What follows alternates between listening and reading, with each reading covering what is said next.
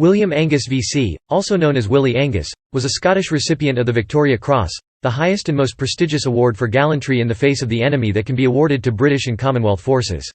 Early life. Angus was born at Polcombe at Rose, Cappers, Armadale.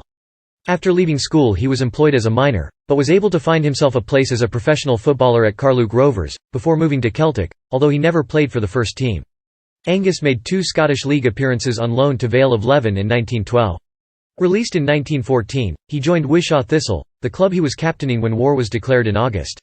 As a member of local territorial battalion of the Highland Light Infantry, he was mobilised immediately. First World War. Early in 1915 his company, from 8th BNHLI, was transferred to the 8th Royal Scots, the 1st Territorial Battalion to join the Expeditionary Force. 8th Royal Scots had suffered a great many casualties and were in urgent need of replacements. He was serving as a lance corporal in this battalion when the following deed took place for which he was awarded the Victoria Cross.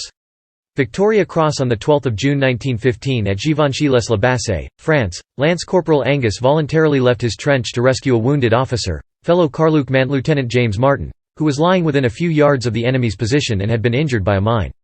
To do this he had to travel through 64 metres in no man's land under heavy bomb and rifle fire, and received about 40 wounds, some of them being very serious, including the loss of his left eye. His commanding officer said there had been no braver deed in the history of the British Army. Aftermath. After the rescue he was taken to a military hospital in Boulogne-sur-Mer, where he learned of his award of the Victoria Cross. After 2 months in hospital he returned to London where he was given the Victoria Cross by King George V at Buckingham Palace on 30 August 1915. When the king commented on his 40 injuries, Angus was said to have answered, "Aye, sir, but only 13 were serious." After he had returned to Carluke, he was given a hero's welcome and received standing ovations at Celtic Park and Ibrox. Following the war, he started business as a goods carrier. He married and had 5 children. He also became president of Carluke Rovers, a position he held until his death in 1959.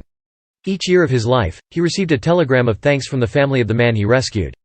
He is buried, together with his wife Mary, at Wilton Cemetery in Carluke. His Victoria Cross is displayed at the National War Museum of Scotland in Edinburgh Castle, Scotland. In 2015, on the centenary of his heroic acts, a commemorative stone was laid in Carluke.